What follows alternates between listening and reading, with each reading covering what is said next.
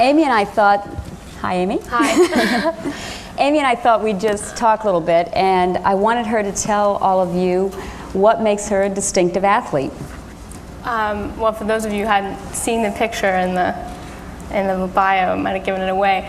I'm a double amputee. I was born without fibulas in both legs. I was amputated at age 1, and I've been running like hell ever since, all over the place. Well, why don't you tell them like how you got to Georgetown? Why don't we just start there? I'm a senior at Georgetown in the Foreign Service program. I won a full academic scholarship out of high school. They pick 3 students out of the nation every year to get involved with international affairs, and so I won a full ride to Georgetown and been there for 4 years. Love it. When Amy got there, she decided that she was kind of curious about track and field. So she decided to call someone and start asking about it. So why don't you tell that story? Yeah, well, I've always been involved in sports. I played softball for 5 years growing up. I skied competitively throughout high school, and I got a little restless in college because I wasn't doing anything for about a year or two sports-wise. And I'd never competed on a disabled level. You know, I'd always competed against other able-bodied athletes. That's all I'd ever known. In fact, I'd never even met another amputee until I was 17. And I heard, you know, that they do these track meets with all disabled runners, and I figured, I don't know about this, but I figured before I judge it, let me go see what it's all about. So I booked myself a flight to Boston in '95, 19 years old, and definitely the dark horse candidate at this race. I'd never done it before. I went out on a gravel track a couple weeks before this meet to see how far I could run, and about 50 meters was enough for me, panting and heaving. And I had these legs that were made of like a wood and plastic compound attached with Velcro straps, big, thick 5-ply wool socks on, you know, not the most comfortable of things, but all I'd ever known. And I'm up there in Boston against people wearing legs made of all things, carbon graphite, and you know, shock absorbers in them and all sorts of things. And they're all looking at me like, okay, we know who's not going to win this race, you know. And I mean, I went up there expecting, I don't know what I was expecting, but you know, when I saw a man who was missing an entire leg go up to the high jump, hop on one leg to the high jump and clear it at 6 feet 2 inches. Dan O'Brien jumped 5'11" in '96 in Atlanta. I mean, if it just gives you a comparison of, these are you know, truly accomplished athletes without qualifying that word, athlete. And so I decided to give this a shot, and you know, heart pounding. I ran my first race, and I beat the national record holder by 0.03 of a second, and became the new national record holder on my first try out. And I figured, you know, people said, you know, Amy, you've got speed, you got natural speed, but you don't have any skill or finesse going down that track. You were all over the place. We all saw how hard you were working. And so I decided to call the track coach at Georgetown. And thank God I didn't know just how huge this man is in the track and field world. He's coached 5 Olympians, and you know, the man's office is lined from floor to ceiling with All-America certificates, you know, of all these athletes he's coached, and just a rather intimidating figure. And I called him up and said, listen, I ran one race and I've won, and I want to see if I can, you know, I need to just see if I can sit in on some of your practices, see what drills you do, whatever. That's all I wanted, just 2 practices. Can I just sit in and see what you do? And he said, well, we should meet first before we decide anything. You know, he's thinking, what am I getting myself into? So I met the man, walked into his office, and saw all these posters and magazine covers of people he's coached. And we got to talking, and it turned out to be a great partnership because he'd never coached a disabled athlete, so therefore he had no preconceived notions of what I was or wasn't capable of. And I'd never been coached before, so this was like, here we go, let's start on this trip. So he started giving me 4 days a week of his lunch break, his free time, that I would come up to the track and train with him. So that's how I met Frank. But that was fall of '95, and then by the winter rolling around, he said, you know, you're good enough, you can run on our women's track team here. And I said, no, come on. And he said, no, really, you can. You can run with our women's track team. So spring of 1996, with my goal of making the U.S. Paralympic team that May, coming up full speed, I joined the women's track team, and no disabled person had ever done that, run at a collegiate level. So I don't know, it started to become an interesting mix. Well, why don't you tell them, like, on your way to the Olympics, but a couple of memorable events happened at Georgetown. Why don't you just tell them? Yeah, well, I'd won everything as far as disabled meets, anything I competed in, and training at Georgetown, knowing that I was going to have to get real used to seeing the backs of all these women's shirts. I'm running against the next FloJo, and they're all looking at me like, what's going on here? And putting on my Georgetown uniform and going out there and knowing that, in order to become better, if I'm already the best in the country, you have to train people who are inherently better than you. And I went out there and made it to the Big East, which was like sort of the championship race at the end of the season. And really, really hot. And it's the first, I had just gotten these new sprinting legs that you see in that bio. And I didn't realize at that time that the amount of sweating that I would be doing in the socket actually acted like a lubricant, and I'd be kind of pistoning in the socket. And at about 85 meters of my 100-meter sprint, in all my glory, I came out of my leg, like almost came out of it in front of like 5,000 people. And I mean, just mortified, and because I was signed up for the 200, which went off in a half hour. I went to my coach and, please don't make me do this. I can't do this in front of all these people. My legs would come off, and if it came off at 85, there's no way I'm going 200 meters. And he just sat there and like this, and my pleas, fell on deaf ears, thank God, because he was like, the man's from Brooklyn. He's a big man. And he says, hey, mate, so what if your leg falls off? You pick it up, you put the damn thing back on, and finish the goddamn race.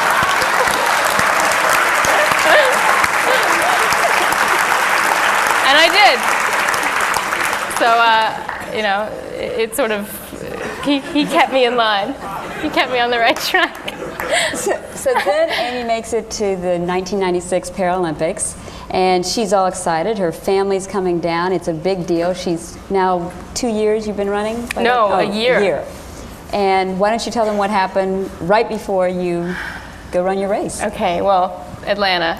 The Paralympics, just for a little bit of clarification, are the Olympics for people with physical disabilities, amputees, persons with cerebral palsy, and wheelchair athletes, as opposed to the Special Olympics, which deals with people with mental disabilities. So, here we are, like a week after the Olympics, and down in Atlanta, and I'm just blown away by the fact that, just a year ago, I got out in a gravel track and couldn't run 50 meters. And so here I am, never lost. I set new records at the U.S. Nationals, the Olympic trials that May, and was just, sure of it that I was coming home with the gold. I was also the only, what they call bilateral BK, below the knee. I was the only woman to be doing the long jump. I started the long jump, and a guy who was missing 2 legs came up to me and says, "How do you do that? We're not supposed to have a plantar foot so we can't get off on the springboard." I said, well, I just did it. No one told me that. So it's funny, I'm 3 inches within the world record, and kept on from that point. So I'm signed up in the long jump. I made it to the long jump and the 100 meter. And I'm sure of it, I made the front page, my hometown paper that I delivered for 6 years. It's like this was my time for shine. And we're at the warm-up stadium, Cheney warm-up track, which is a few blocks away from the Olympic Stadium. And these legs that I was on, which I'll take out right now, I was the first person in the world on these legs. I was the guinea pig. And I'm telling you, this was like, talk about a tourist attraction. Everyone was taking pictures of, what is this girl running on? And I'm looking around like, where's my competition? It's my first international meet. I tried to get out of anybody I could, who am I running against here? Oh, Amy, we'll have to get back to you on that one. I wanted to find out times. Don't worry, you're doing great. This is 20 minutes before my race. in Olympic Stadium, and they post the heat sheets. And I go over and I look, and my fastest time, which was world record, was 15.77. Then I'm looking, the next, lane 2 is 12.8, lane 3 is 12.5, lane 4 is 12.2. I said, what's going on? And they shove us all into the shuttle bus, and all the women there are missing a hand.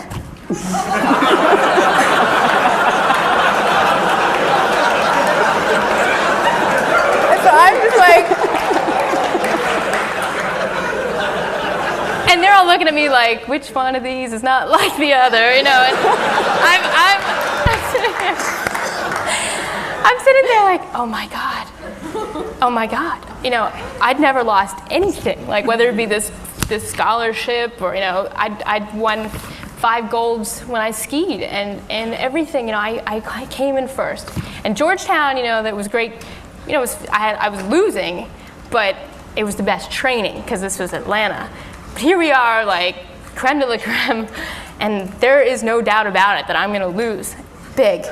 And I just thinking, oh my God, my whole family, got in a van and drove down here from Pennsylvania, and I was the only female U.S. sprinter.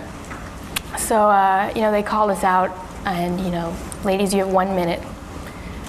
And I remember just putting my blocks in and just feeling horrified because there's this murmur coming over the crowd, like the ones who are close enough to the starting line to see. And I'm like, I know, look, this isn't right. And I figured that's my last card to play here is at least, if I'm not going to beat these girls, I'm going to mess their heads a little bit,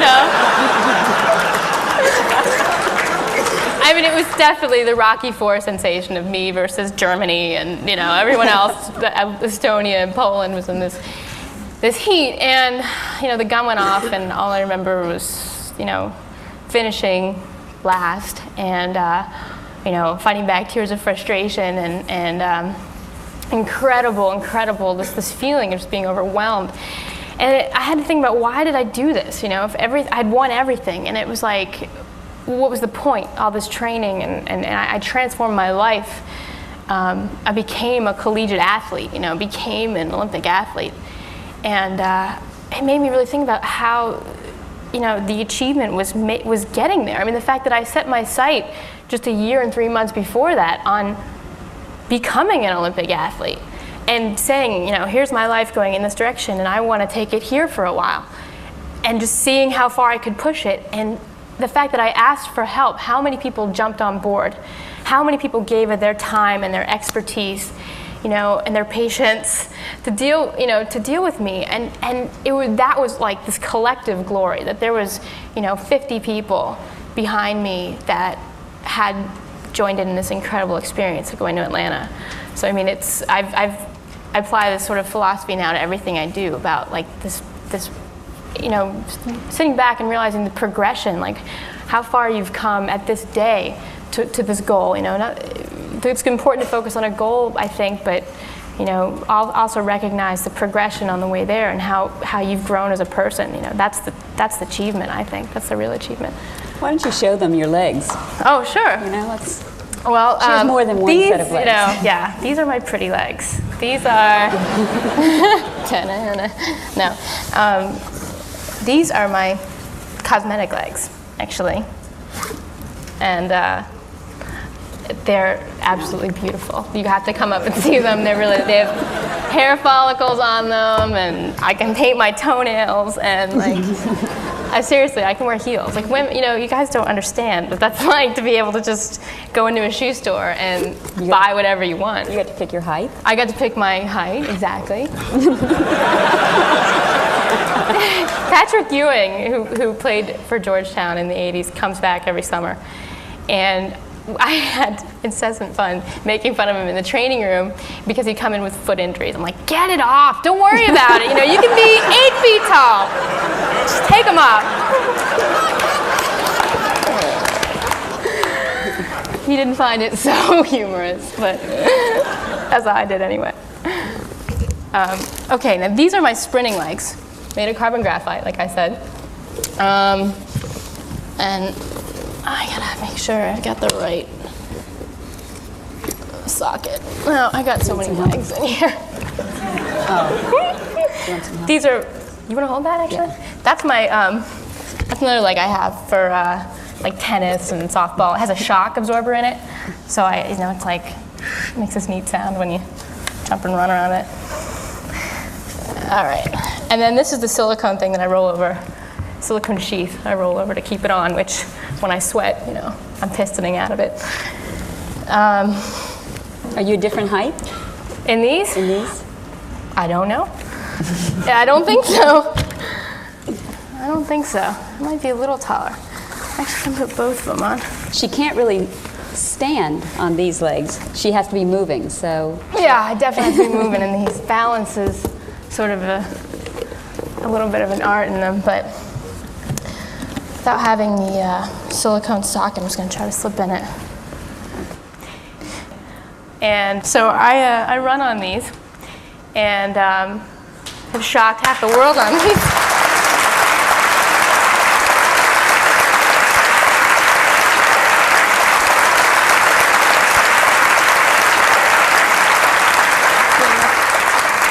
These are supposed to simulate the actual form of a sprinter when they run. If you ever watch a sprinter, the ball of their foot is the only thing that ever hits the track. So when I stand in these legs, my hamstring and my glutes are contracted as I would be had I had feet and were standing on the ball of my feet. So it's a company in San Diego called FlexFoot. And I was a guinea pig, and as I hope to continue to be in every new form of prosthetic limbs that come out. But actually, these, like I said, are still the actual prototype. I need to get some new ones because the last meet I was at, they're, it's like it's come full circle. Amy and the designer of them will be at TEDMed too. Yeah. And we'll talk about the design of them. We'll do that. Yeah, there you go. So these are the sprint legs, and I put my other And feet tell that I them can. about who designs your other leg. Yeah, and these I got in a place called Bournemouth, England, about 2 hours south of London.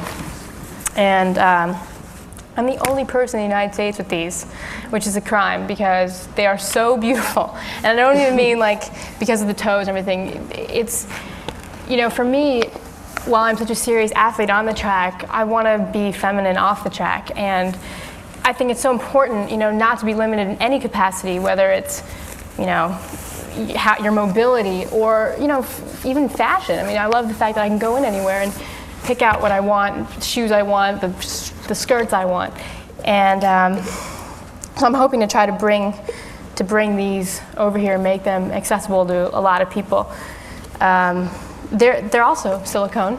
This is like a really basic prosthetic limb under here. It's like a Barbie foot under this. It is. So, I mean, it's stuck in this position. So I have to wear a 2-inch heel. And I mean, it's really, let me take this off so you can, I don't know how good you can see it, but like it really is, there's veins on the feet, and then my heel's like pink, and my Achilles tendon, it moves a little bit. And it's really an amazing piece of work. I got them a year and 2 weeks ago.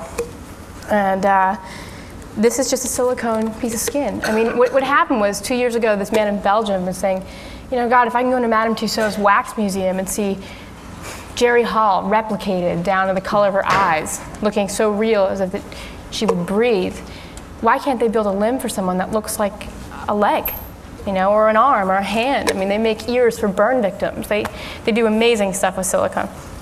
2 weeks ago, Amy was up for the Arthur Ashe Award at the ESPYs, and she came into town and she rushed around and she said, I have to buy some new shoes.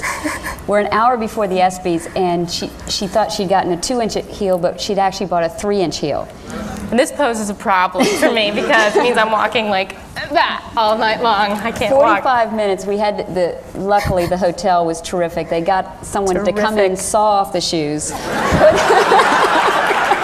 I said to the receptionist, I am just harried, and Cheryl's at my side. I said, look, do you have anybody here who can help me with this? I have this problem, because at first they're just going to write me off, like, look, if you don't like your shoes, sorry, it's too late. No. I've got these special feet, okay, that need a 2-inch heel. I have a 3-inch heel. I need a little bit off. Okay, they didn't even want to go there. They didn't even want to touch that one. They just helped us and it was done. They just did it. So. No, these legs are great. I'm doing, I'm actually going back in a couple weeks to get some improvements. I want to get legs like these made for flat feet so I can wear sneakers. 'Cause I can't with these ones. So That's it. that's Amy Mullins.